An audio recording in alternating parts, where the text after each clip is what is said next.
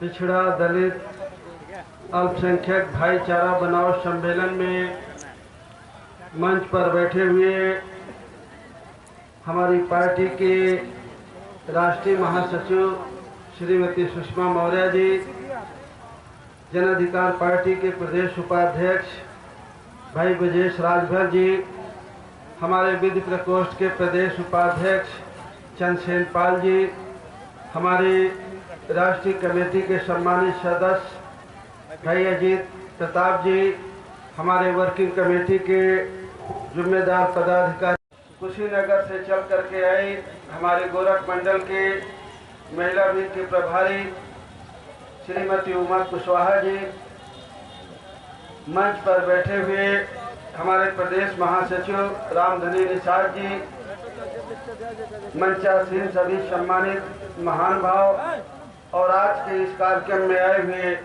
सभी मेरे सम्मानित साथियों, मातृशक्ति, नन्हे मुन्ने बच्चों, साथियों, आज का कार्यक्रम नाम से ही स्पष्ट है।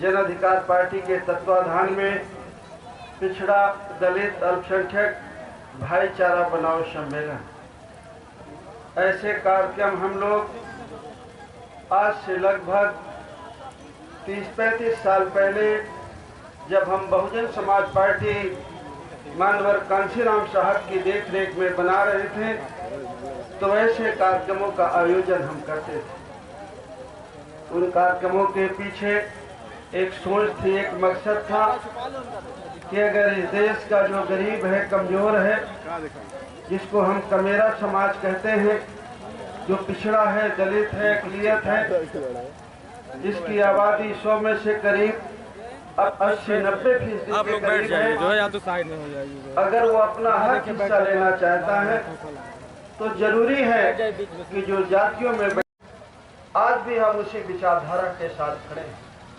कि जिसकी जितनी संख्या भारी उसकी उतनी हिस्सेदारी।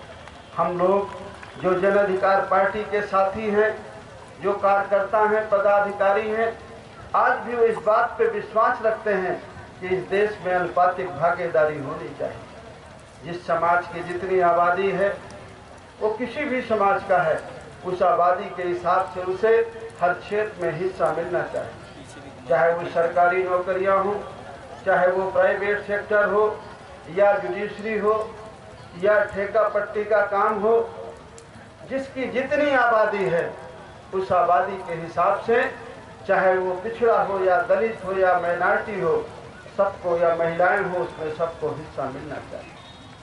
और ये तभी हो सकता है जब हम आपस में भाईचारा बना करके एक साथ खड़े हो जाए। अगर हमें अपना हक हिस्सा लेना है, अगर हम चाहते हैं कि हमारे बच्चे इस देश में इज्जत सम्मान से रहें, उनको भी अच्छी शिक्षा मिले, फ्री शिक्षा मिले, पढ़ने के बाद उन्हें रोजगार मिले, तो हमें ये सोचना होगा कि ये सारी जिम्मेदारी हम किसके कंधों पर डालते हैं। अगर हम ध्यान से समझें, अगर हम ये विचार करें कि अगर हम चाहते हैं हमारे बच्चे को अच्छा स्कूल मिले, विरोध किया किसान कानूनों का, तो जन अधिकार पार्टी ने विरोध किया और उसके बाद धीरे धीरे सभी पार्टियों ने उसका विरोध करना शुरू कर दिया। और आज नौबत ये आई कि जो 1 साल से किसान भाई बैठे थे, आज सरकार को ये घोषणा करनी पड़ी कि कानून हम वापस लेते हैं। लेकिन किसान भाई भी जागरूक हैं, समझदार हैं, जो दिल्ली के बॉर्डर में बैठे हैं, वो जानते हैं कि ये खाली घोषणा है। अगर कानून वापस होने हैं तो उनको पार्लियामेंट में ला करके पास करा के उनको निरस्त करना हो। अगर वो चाहते तो वो उसी दिन जैसे अध्यादेश के जरिए लागू किए थे, तो अध्यादेश के जरिए वो उसे निरस्त कर सकते थे, बाद में उसे पार्लियामेंट से पास करा सकते। न्यूनतम समर्थन मूल्य, जिसको MSP कहते हैं, उस पर खरीद हो, इस पर कानून बने, ये भी किसान भाइयों की एक जायज मांग है। इस मांग को भी सरकार को जल्दी पूरा करना चाहिए। भाई ये बातें इसलिए मैं बता रहा हूँ आप लोगों को कि हम जितने लोग बैठे हैं अधिकांश लोग हम किसान से संबंधित लोग, हमारी सबकी आजीविका का जो मेन साधन है वो खेती बाड़ी है। और ये जो कानून थे वो किसी भी किसान के हित में नहीं। सरकार ये कहती जरूर थे कि गरीब किसान के हित में है, बड़े लोग विरोध कर रहे हैं, लेकिन सच ये था कि सबसे ज्यादा खिलाफ तो ये गरीब और कमजोर किसान के हैं। लेकिन सरकार ने वापस लिया, बड़ी खुशी की बात है। उसको कानूनी जामा पहनाए और एमएफसी पर कानून सरकार बनाए ताकि जल्द से जल्द किसान भाई बॉर्डर से उठ करके अपने घरों को जाएं, अपनी खेती किसानी में वो लगे। बेचारे 1 साल से बैठे, 1 साल से बैठ करके लगभग 700 किसानों की शहादत हुई और बहुत सारे लोग बीमार हुए, तरह तरह की बीमारियां हुई। आपको सभी को जानकारी है, लखीमपुर की घटना आपको जानकारी है। किसान आंदोलन कर रहे थे, सरकार के एक मंत्री के परिवार की जो हम वोट देते हैं उसी से सरकार बनती। अगर ये सारी चीजें हम समझ लें तो हमारी समस्याओं का समाधान हो सकता है। जिस समय कृषि कानून बने थे उसी समय लेबर एक्ट को भी में बदलाव हुआ। जो नया लेबर एक्ट बना, मजदूरों के लिए जो कानून बना, अब वो ड्यूटी मजदूर भाइयों की 8 घंटे की बजाय 12 घंटे हो गई है। और जो 35 कानून थे जिसमें मजदूरों को अधिकार मिलता था वो सस्पेंड कर दिए गए हैं, वो खत्म कर दिए गए। सरकार कहती है कि कोरोना की वजह से कुछ ज़्यादा काम लेने की ज़रूरत है, इसलिए ऐसा किया गया। 8 घंटे की ड्यूटी 12 घंटे और जो 35 अधिकार थे, राइट थे आपके, वो आपको खत्म कर दिए गए। आज से जैसे 40 साल पहले मजदूर होता था, वो मालिक के सामने मुंह नहीं खोल सकता था, कोई अपनी बात नहीं रख सकता था। दिन लागू हो जाएंगे उस दिन हमें पता चलेगा कि कानून क्या बने। उसी समय बिजली का भी कानून बना। जब हम जून के महीने में अंदर थे, 2 महीने लॉकडाउन था, उसी समय में 4 कानून सरकार ने बनाए। किसानों के कृषि कानून, मजदूरों का कानून, बिजली का कानून और शिक्षा का कानून। बिजली के कानून के बारे में आप लोग अच्छी तरह से जानते हैं कि बिजली के बिल कितने महंगे हो गए हैं।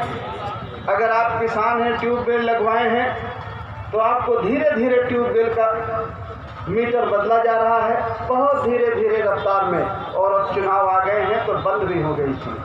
अब बिजली का बिल जो ट्यूबवेल वाले को आता था, किसान को एक फिक्स बिल आता था। अब फिक्स बिल ना आकर के आपका मीटर जितना चलेगा उतना कमर्शियल बिल आएगा। 2 गुना 3 गुना बिजली का बिल आपको लगेगा। उसी जून के महीने में जब हम अंदर थे, लॉकडाउन था, तभी ये सारे कानून बने। और उसी समय कानून बना शिक्षा, जो 2 साल से कोरोना की वजह से स्कूल बंद थे, खुल गए हैं। उसमें एक कारण नई शिक्षा नीति का भी, जो नई शिक्षा नीति बनी है, आप लोग अगर समझना चाहेंगे तो जो आपके गांव में, घरों में हमारे गुरुजी लोग हैं, टीचर लोग हैं, उनसे आपको जरूर समझने की ज़रूरत है कि नया शिक्षा का कानून क्या है। वैसे आज से 7-8 महीना पहले मैंने टीवी में 2-3 बार सुना सरकार के मंत्रियों को बोलते हुए। उन्होंने कहा कि साथियों, ये शिक्षा का कानून जो नया बना है वो बहुत अच्छा है। जो पुराना कानून चल रहा है वो बहुत खराब कानून है, वो गुलामी का प्रतीक, वो तो अंग्रेजों के द्वारा बनाया गया है। उसके अंग्रेजों के पहले जो 200-300 साल पहले कानून चलता था, ऋषियों मुनियों के ज़माने में शिक्षा का जो कानून था वो कानून बहुत अच्छा था, जो आश्रम पद्धति थी हमारे। लेकिन आश्रम पद्धति में आपको समझने की ज़रूरत है, खास करके इस देश की बहन बेटियों को समझने की ज़रूरत है कि 1848 के पहले हमारे देश में तो हमारी बेटियों को, महिलाओं को पढ़ने का अधिकार नहीं। वही कानून उनको ज़्यादा पसंद है। और आश्रमों में किनके बच्चों को पढ़ने की इजाज़त थी, ये आपसे छिपा नहीं। तो मैंने सरकार के मंत्रियों को बोलते हुए ऐसा सुना मैं, और ऐसा कुछ कानून भी शायद कहता होगा। आपको इसको अच्छी तरह से जानकारी करने की ज़रूरत है। इतना तो मैं कह सकता हूँ कि 1848 के पहले हमारे देश में जो महिलाएं थी, बेटियां थी, वो किसी भी समाज की थी, हमारा देश का संविधान उनको पढ़ने की इजाज़त नहीं देता। अगर पढ़ने की इजाज़त मिली तो 1848 में ये जो हमारी बेटियां आज पढ़ रही हैं, 1848 में पहली बार इनको स्कूल खोला माता सावित्रीबाई फुले ने, महात्मा ज्योतिबा फुले। अगर भारत की पहली कोई प्रथम शिक्षिका है तो माता सावित्रीबाई फुले। माता सावित्रीबाई फुले की बदौलत आज हमारी बहन बेटियां पढ़ करके बड़े बड़े पदों में, बड़े बड़े ओहदों में जाती। लेकिन अगर वो व्यवस्था पुरानी लागू हो गई तो क्या ये हमारी बेटियां पढ़ पाएंगी? क्या ये देश का गरीब और कमजोर पढ़ पाएगा? ये सारी चीज़ें आपको जानने और समझने की जरूरत है। और ये सारी चीज़ों के कानून जो बनते हैं और लागू होते हैं वो लोग बनाते हैं जो हमारे वोट से जीत करके विधानसभा और दिल्ली की लोकसभा में जाते हैं। इसलिए आपको इस बात को ध्यान में रखना है कि अगर आपको कुछ भी राहत चाहिए, कुछ भी हक हिस्सा चाहिए, तो आपको ये नज़र में हो कि ये वहीं से मिलेगा जहां हम वोट दे करके लोगों को पहुंचाते हैं। अगर हमें हक हिस्सा लेना है, इज्जत सम्मान से जीना है, हम चाहते हैं कि हमारी बेटियां भी पढ़ लिख करके डॉक्टर इंजीनियर बने, सिविल सर्विसेज में जाएं, हमारे बच्चे भी पढ़ें, पढ़ लिख करके वो भी जीवन के हर पहलू में आगे बढ़ें, तो हमें जहां हम उनको जिता करके भेजते हैं वहां हमें जन अधिकार पार्टी के प्रत्याशियों को जिता करके भेजना। साथियों,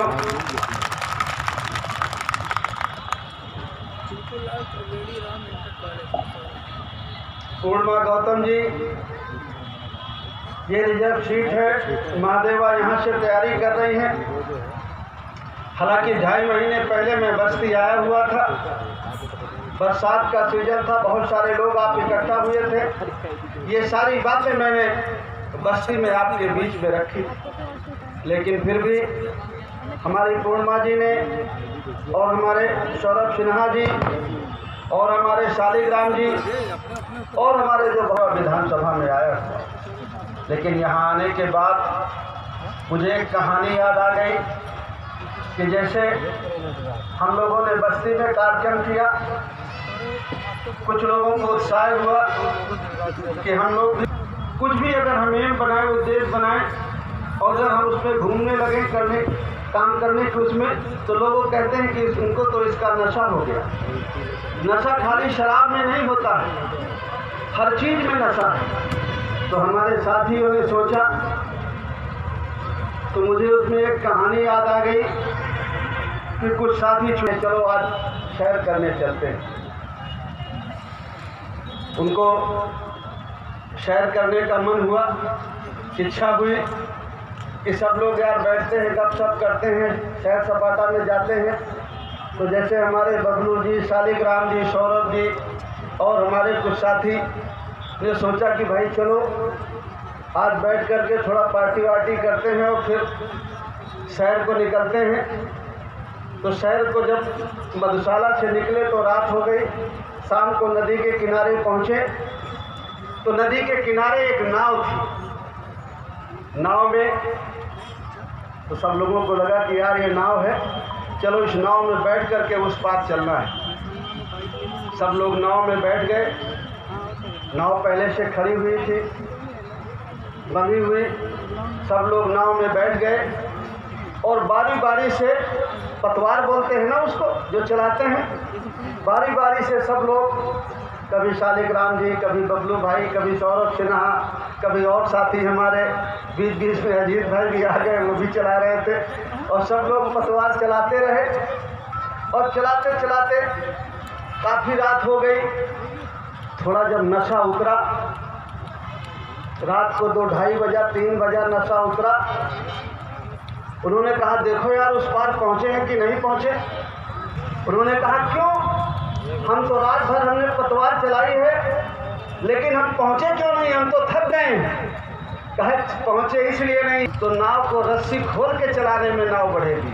अगर नाव रस्सी से बंधी रहेगी और हम खाली पतवार चलाते रहेंगे तो हम कहीं पहुँच नहीं पाएंगे। इसलिए मेरा ये कहना है कि जिन साथियों को ऐसा लगता है कि हमें राजनीति के क्षेत्र में आगे बढ़ना है तो हमें अपनी जिम्मेदारी भी निभाना है।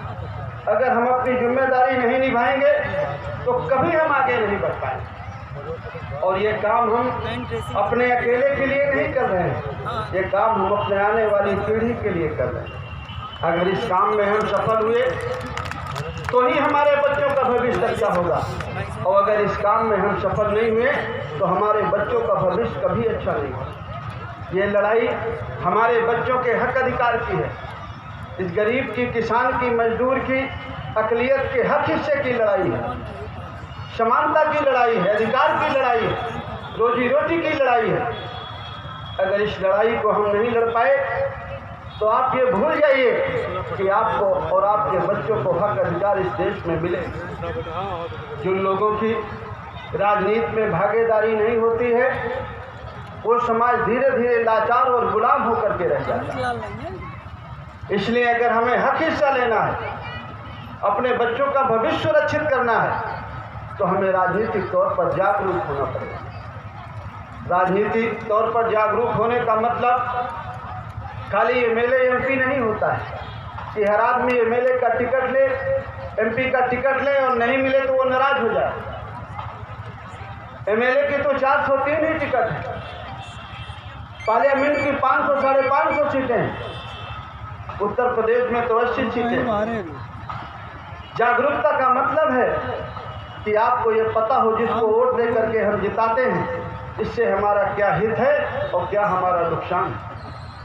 अगर हम ये जान जाएं तो हम कभी गलत फैसला नहीं करेंगे। जो हम वोट गाय माता को बचाने के लिए देते हैं, हिंदू मुसलमान के नाम पर देते हैं, 5 किलो अनाज में 6000 रुपया में देते हैं, थोड़ा ब्रेक लगेगा। हमें सोचना होगा कि क्या हमारी वोट की कीमत 5 किलो अनाज ही है? क्या वोट की कीमत कॉलोनी है? क्या वोट की कीमत 2-2 हज़ार करके 6000 रुपया है?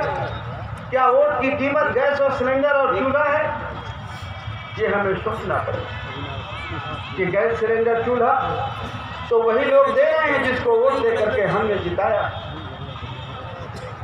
ये कॉलोनी वही लोग हमको दे रहे हैं जिनको वोट दे करके हमने जिताया। ये 5 किलो अनाज वही लोग दे रहे हैं जिनको वोट दे करके हमने जिताया। और ज़रा हमें ध्यान से एक चीज़ और देखना चाहिए कि बस्ती से ही गोरखपुर जाना होता है कि ये 5 किलो अनाज, ये गैस सिलेंडर चूल्हा गोरखपुर से लग के आता है क्या? ये आपकी गढ़ी कमाई का पैसा है। ये जो 5 किलो अनाज, ये 2-2 हज़ार करके 6000 रुपया, ये गैस सिलेंडर चूल्हा, ये किसी नेताजी के घर का नहीं है, ये आपके खून पसीने का है, आपकी गढ़ी कमाई के पैसे से आपको दिया जाता है। जब आप 1 लीटर डीजल खरीदते हैं तो 56 रुपया टैक्स देते हैं। आप कोई भी चीज़ आप बाजार से खरीदते हैं तो आप टैक्स देते हैं। कपड़े में जीएसटी, डीजल में कम हुआ पैसा तो कपड़े में 12% जीएसटी बढ़ा दी गई। 4-5 दिन हो गए, एक तरफ कम किया तो एक तरफ बढ़ा दिया। 12% का मतलब जो 100 रुपया का कपड़ा पहले था अब वो 112 का मिलेगा और 12 रुपया और सरकार के खाते में जाएगी। डीजल और पेट्रोल में कम हुआ तो कपड़े में 12% बढ़ गया और दूसरी चीज़ों में बढ़ गया। नमक भी खरीदने जाते हैं तो आप टैक्स देते हैं और ये टैक्स का पैसा सरकारी खजाने में जमा होता है और सरकारी खजाने की मालिक सरकार होती है जो हमारी वोट से चुनी जाती है। आपका टैक्स का पैसा आपकी वोट से चुनी हुई सरकार और फिर आपको सरकारी खजाने से 5 किलो अनाज, गैस सिलेंडर चूल्हा, कॉलोनी और 2-2 हज़ार करके 6000 रुपया, किसी किसी को 500 रुपया महीने। और ये जो पैसा आपको मिलता है तो अगर आप 100 रुपया टैक्स देते हैं तो उसमें से 10 रुपया 15 रुपया आपको मिलता है, बाकी 85 रुपया 90 रुपया जो आपका पैसा जमा है टैक्स का किसी और में खर्च होता है। ये जो सिपाही है, सिपाही से लगा के दरोगा, सीओ, कप्तान तक, डीजीपी तक, इनका जो वेतन है आपके टैक्स के पैसे से दिया जाता है। चपरासी से लगा के कलेक्टर तक का वेतन आपके टैक्स के पैसे से दिया जाता है, ये सड़कें आपके टैक्स के पैसे से बनती हैं, ये बिजली आपके टैक्स के पैसे से बनाई जाती है, ये सारी चीज़ें आपके टैक्स के पैसे से होती हैं। उसके बाद भी आपका पैसा बचता है, उसके बाद जो बचा पैसा उसमें नेताजी का जहाज उसमें उड़ता है, नेताजी का हेलीकॉप्टर उड़ता है, नेताजी का घर बनता है, नेताजी के नौकर चाकरों को पैसा दिया जाता है। आप नेताजी के बदौलत आपका घर नहीं चलता, आपके बदौलत नेताजी का घर चलता है। और आपको लगता है कि नेताजी ने हमें गैस सिलेंडर चूल्हा दे दिया तो बहुत 3 साल पहले 4 साल पहले आपको गैस सिलेंडर चूल्हा मिला। उस समय गैस सिलेंडर चूल्हा की कीमत अगर आप जोड़ेंगे तो 3000 रुपया थी, 2.5 और 3000 रुपया गैस सिलेंडर और चूल्हे की दोनों की कीमत निकालेगी। और आज से 4-5 साल पहले 6 साल पहले गैस की कीमत कितनी थी? 400 रुपया, 350 400 कितनी थी ना। और आज कितनी है? 1000 रुपया में। एक महीने में कम से कम एक सिलेंडर तो लगता है कि नहीं लगता है। और अगर एक साल में 12 सिलेंडर लगे तो हर महीने 600 ज़्यादा लगे तो कितने हो गए? 12 छन 72, 7200 आपसे ले लिया और 3000 आपको दे दिया तो आप बहुत खुश।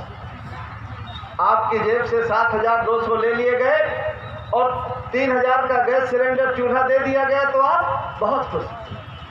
डीजल और पेट्रोल के से आपसे 60,000 ले लिए गए तो आपको पता नहीं है 6,000 मिल गए तो आप बहुत खुश। आपकी जेब से वो 100 रुपया निकालते हैं सरकार के लोग और 10 रुपया की पूड़ी भाजी आपको खिला देते हैं और 90 रुपया रख लेते हैं तो आपको लगता है कि 10 रुपया की पूड़ी भाजी तो किसी ने नहीं खिलाई है। इसलिए आपको जागरूक रहना है, चौकन्ना रहना है कि जिसको आप वोट दे करके जिताते हैं वो सही आदमी है या गलत आदमी। आज एक चर्चा बहुत होती है कि भाई कुछ साथी हमारे कहते हैं कि समाजवादी पार्टी अच्छी है, इससे कुछ कहते हैं बीजेपी अच्छी है, कुछ कहते हैं बीएसपी अच्छी है, कुछ कहते हैं इससे तो कांग्रेस अच्छी है। इस बारे में भी आपको बहुत सोचना और समझना है।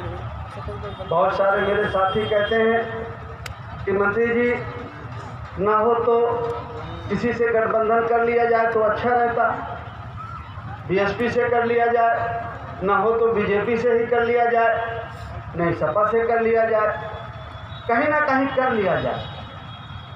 तो जब मैं सोचता हूँ कि हमें गठबंधन करना है तो गठबंधन हमसे कौन करेगा?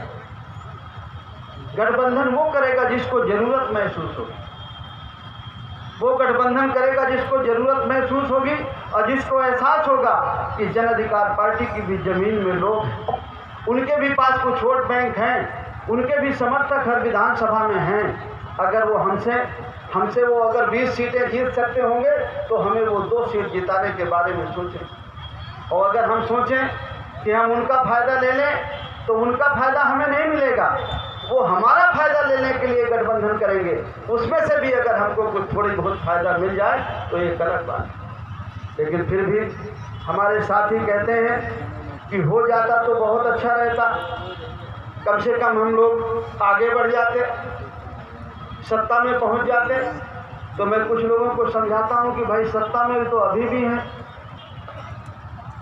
एक उप मुख्यमंत्री हैं, बहुत सारे बैकवर्ड के कुशवाहा समाज के लोग मंत्री भी हैं। कुछ होता है क्या? कुछ भला होता है?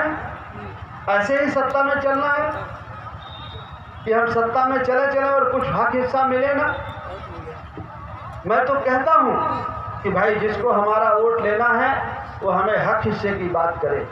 जो हमारा नारा है जिसकी जितनी संख्या भारी उसकी उतनी हिस्सेदारी, वो देने के बारे में सोचे। तो लोग मुझे कहते हैं भाई कैसा हक हिस्सा? मैं उनसे कहता हूं कि भाई अगर 100 लेखपाल की जगह निकलेगी तो भाई तुम बड़ी पार्टी हो तो तुम अपने लोगों को 10 रख लो, 15 रख लो, 5 पाल भी रख लो, 5 निषाद भी रख लो, प्रजापति भी रख लो, शेड्यूल कास्ट भी रख लो, मुसलमान भी रखो, मौजा भी रखो। ये तो हिस्सेदारी की बात है कि खाली तुम अपने रख लो, हमारे न रखो तो क्या मतलब? लेकिन वो कहते हैं ये बात छोड़िए, आपको हम मंत्री बना देंगे, बात खत्म। ऐसे मंत्री बनना है? ऐसा गठबंधन करें कि मंत्री बन जाए हैं खाली बस हैं, और आप जिंदाबाद बोलने के लिए पहुंच जाइए, फिर लौट के चले जाइए मुंह सुखा करके। जब आपको दरोगा जी लठ मारे तो फिर हमारा फोन काम न करे उसमें। ऐसा गठबंधन करना है कि हिस्से की बात करना है? मैं तो उनसे कहता हूं कि देखो भाई, हमें मंत्री बनाओ चाहे ना बनाओ, तो मंत्री तो हम बहुत रह लिए, तुम हिस्सेदारी की बात करो। अगर तुम 100 सिपाही भर्ती करोगे तो सब अपने करोगे कि हमारे भी करोगे? 100 सिपाही बनाओ तो भाई 10-15 तुम अपने कर लो, 5-7 निषाद भी करो, पाल भी करो, मुसलमान भी करो, प्रजापति भी करो, शेड्यूल कास्ट भी करो, मौर्य भी करो। कहते हैं यार कुशवाहा जी क्या चक्कर पाले हो यार, हम तुमको मंत्री बना देंगे, बात खत्म। ऐसे कर लेना है गठबंधन कि हिस्से की बात करना है? कहते हैं देखो भाई, बीजेपी को हराना है तो बाकी बात छोड़ो, हमको वोट दो, बाकी तो सब बाद में बन जाएगा, अब बीजेपी को हराना बहुत जरूरी है। तो मैंने उनसे कहा कि भाई बीजेपी को हराना है तो हमारी भी तो पार्टी है, हमारे साथ आ जाओ अगर बीजेपी को हराना है। अरे कहते हैं आप सब गड़बड़ कर देते हैं, हमारे साथ आओ तब बात बने। तो मैं ये सबसे आपसे इजाज़त लेता हूं कि मैं ये कहता हूं कि भाई हिस्से की बात करो तो हम तुम्हारे साथ रहें, और जो हिस्से की बात करेगा उसी के साथ रहेंगे। सही है कि गलत? अब अगर हम मंत्री बन जाएंगे, कल ये हमारे बच्चे रोएंगे, परीक्षा में बैठेंगे, इनका सिलेक्शन ही नहीं होगा, ये रोएंगे, गाएंगे, कहेंगे कि भाई मैंने अच्छा लिखा था, मुझे ज़्यादा आता है, लेकिन मेरा सिलेक्शन नहीं हुआ, उनका हो गया। तो क्या कहेंगे हम इनसे? मैंने उनसे कहा कि भाई ठेकेदारी का बहुत काम है, PWD का, सिंचाई का, शराब का, बालू का, गिट्टी का, तुम्हारे लोग ठेकेदारी करेंगे कि हमारे भी करेंगे? कहा छोटी छोटी बातों में कहाँ पड़े हैं कुशवाहा जी, आपको टिकट दे देंगे, मंत्री बना देंगे, बस एक ही बात है। तो कभी कभी तो मुझे भी जल्दी लगती है कि नहीं बनी जाओ भाई, पता नहीं समझ में आएगी लोगों को बात कि नहीं आएगी, बनी जाओ, बनी जाए क्या है कि हिस्सेदारी की बात करना है? तो चुनाव के मौके पे दारू में चले जाओगे, गैस सिलेंडर चूल्हा में जाओगे कि रुके रहोगे? कितने लोग रुके रहोगे? जरा हाथ उठाओ, सही सही रुके रहोगे? देखो भाई, अगर सही सही रुकना हो और जन अधिकार पार्टी के साथ रहना हो तो हाथ ऊंचा करना, और नहीं जैसी चुनाव की हवा आई तो कहेंगे लोग बात की कहाँ पार्टी वोट खराब करते हो भाई, कुछ होगा नहीं, अभी अब की बात जिता लेते हैं किसी को, अगली बार देखेंगे जन अधिकार पार्टी, तो आप सोचेंगे कि यार चलो एक बार देख लेते हैं। अरे जीवन में 60 साल 70 साल की जिंदगी है, 18-20 साल से वोट डालने का मौका मिलता है, 5-10 बार तो वोट डालने का मौका मिलता है, और अगर आप एक बार वोट डाल करके फिर समय गंवा दिए तो 5 साल जीवन के फिर चले गए। आप जब वोट देते हैं और वोट दे करके जब किसी को सरकार में भेजते हैं, राजा बनाते हैं, तो खाली आप अपनी किस्मत का फैसला नहीं करते, अपने बच्चों की किस्मत का फैसला करते हैं। बाद में आप सोचते हैं कि हमारी किस्मत खराब है, भगवान ने ही हमें ऐसा बना दिया कि हमारे काम नहीं होते, हमारा उत्पीड़न होता है, हमारे बच्चे मारे जाते हैं, हमारी बहन बेटियों के साथ रेप होता है, थाने में हमारी सुनाई नहीं होती है, CO हमारी सुनता नहीं है, कप्तान हमारी सुनता नहीं है, तो हम सोचते हैं कि शायद थाने का इंस्पेक्टर खराब होगा, CO खराब होगा या कप्तान खराब होगा। हम ये नहीं सोच पाते कि खराबी कहाँ है। अगर हम उस खराबी पर नज़र डालें तो बात हमारी बन जाए। हम रो करके गा करके घर बैठ जाते हैं और उस गलती की तरफ नहीं ध्यान देते कि गलती होती कहाँ है, कारण क्या है कि हमारी सुनाई नहीं होती। जरा ध्यान से सोचो कि थाने का इंस्पेक्टर, जिले का कप्तान और क्षेत्र का सर्किल का CO उसी की सुनता है क्या जिसको वोट दे करके आप जिताते हैं? किसकी सुनता है? और फिर वोट दे करके जिताया आपने अपने दुश्मन को है, जो नहीं चाहता है कि आपको इंसाफ मिले, नहीं चाहता है कि जो आपकी बहन बेटी के साथ गलत काम करने वाला है, जो आपके बच्चे को मारने वाला है, वो पकड़ा जाए, वो नहीं चाहता है। और आप थानेदार को दोष देते हैं, सीओ को दोष देते हैं, कप्तान को दोष देते हैं। मैं भी कभी कभी बात करता हूँ पुलिस के अधिकारियों से, तो मैं उनसे पूछता हूँ कि छोटी छोटी बेटियों के साथ ऐसे काम हो रहे हैं, आपको नहीं लगता कि कार्रवाई करना चाहिए? तो कहते हैं कि मन में होता है, दांत पीस के रह जाते हैं। हम भी बहन बेटी वाले हैं, लेकिन आपने जिताया उन लोगों को है कि जिन लोगों के लोगों ने ये दुष्कर्म किया है। आपने जालिम के रिश्तेदार को जिताया है, तो आपको न्याय कैसे मिलेगा? आपको देखने में तो दरोगा खराब लगता है, लेकिन उसके पीछे तो नेताजी फोन कर रहे हैं कि अगर तुमने कोई कार्रवाई किया तो तुमको हटा दिया जाए। गलती हमारी है। ये लड़ाई अगर हम जीतना है तो ये उनको ठीक करके नहीं जीती जाएगी। अगर हम ठीक हो जाए तो ये लड़ाई हम अपने आप जीत जाएंगे। इस देश के जो हम गरीब और कमज़ोर लोग हैं, पिछड़े लोग हैं, दलित लोग हैं, बहुत सारे हमारे बच्चे सोशल मीडिया में किसी लोगों को, दूसरे लोगों को भला बुरा लिखते हैं, जात सूचक शब्द लिखते हैं। वो सोचते हैं कि हमारी जिम्मेदारी खत्म हो गई। ये लड़ाई उनको गाली देके नहीं जीती जाएगी। अगर ये लड़ाई जीतना है तो हम ठीक हो जाएं और हमारे लोग ठीक हो जाएं, तो वो अपने आप ठीक हो जाएंगे। उन्हें ठीक करने की जरूरत नहीं। इसलिए मैं अपने साथियों से कहना चाहता हूँ कि अगर हमें महदेवा लड़ना है या बस्ती में और कहीं लड़ना है, चुनाव जीतना है, तो नाव को रस्सी खोल के चलाओ भाई। अगर रस्सी नहीं खोलोगे, नशा हो गया है समाज सेवा का, राजनीति का, कि हमें भी नशा है, हम भी ये करेंगे, हम भी करके दिखाएंगे, और हम चल दिए कि भाई हमें भी उस पार चलना है, हमें भी विधानसभा में चलना है, और हम जिस नाव में बैठ गए और रस्सी उसकी खोली नहीं जो लंगर पड़ा रहता है, और हम दिन भर पतवार, रात भर पतवार चलाते रहे और सोचे कि कहीं पहुँचेंगे, तो कहीं पहुँचेंगे?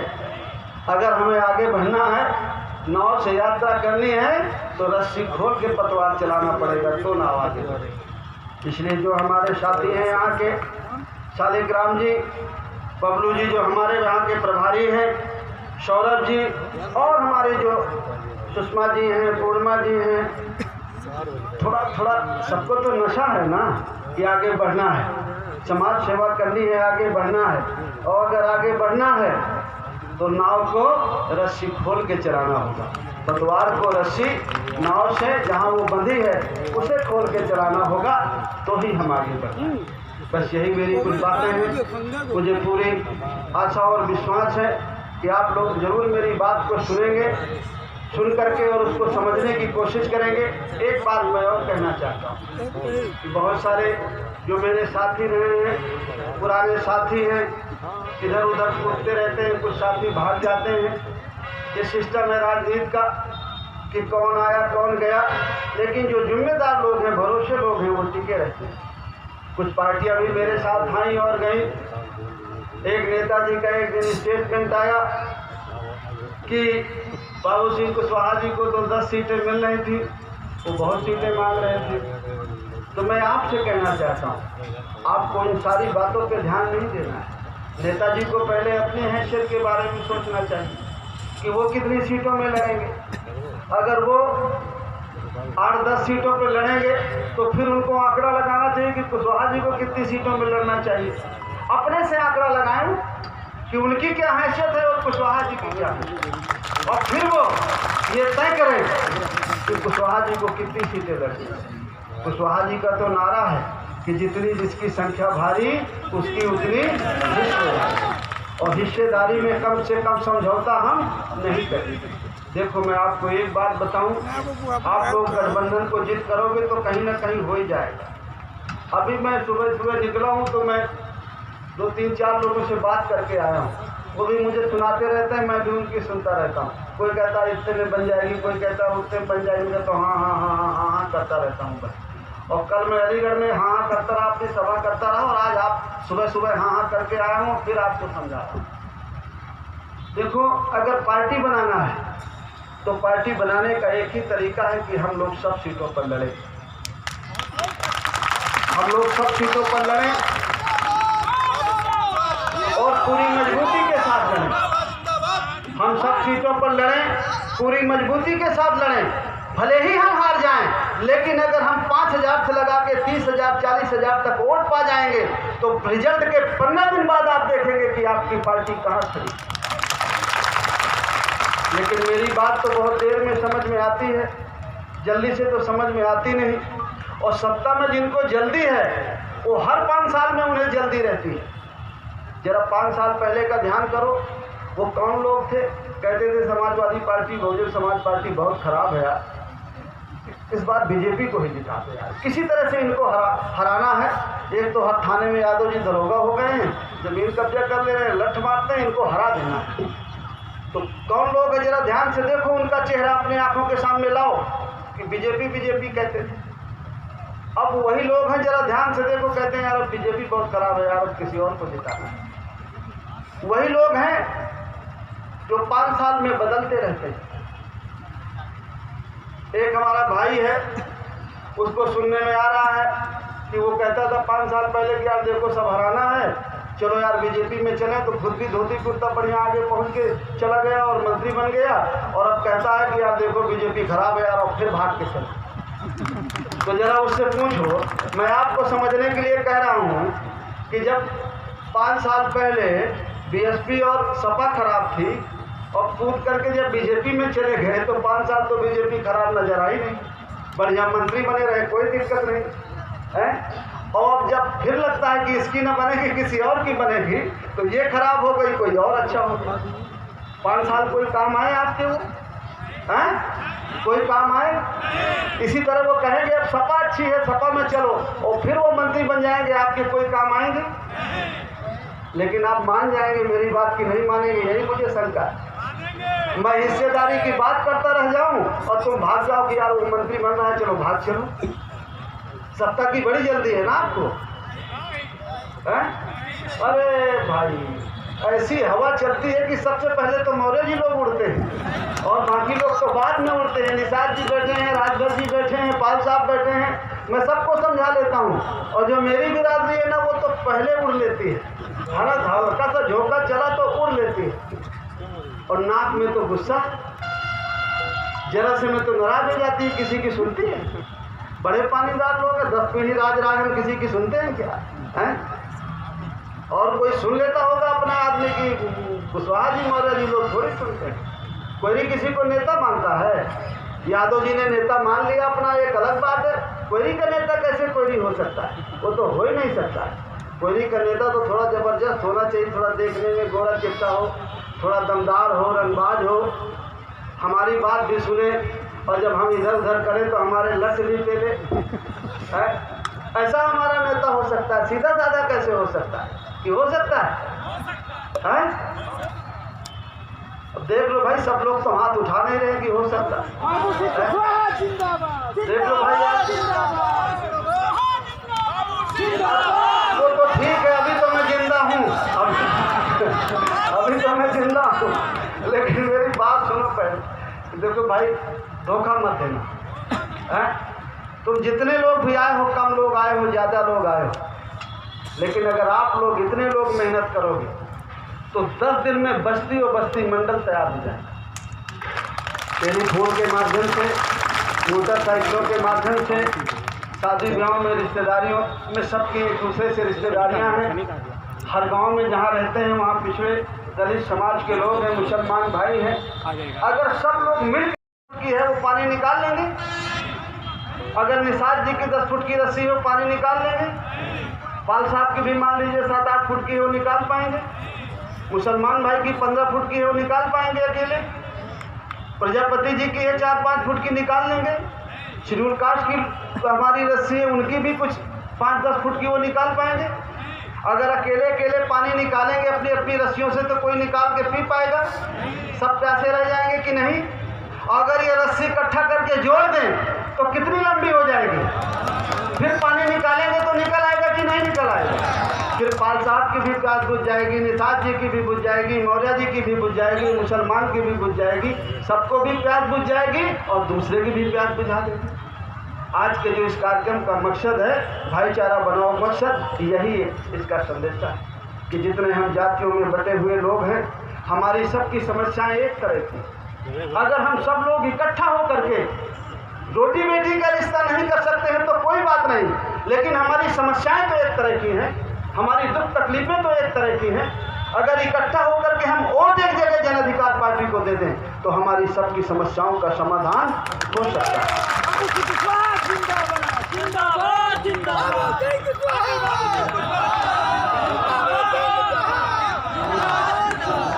बस हमारी काफी तादाद में बहनें भी आई हुई हैं और मोदी जी चाहें तो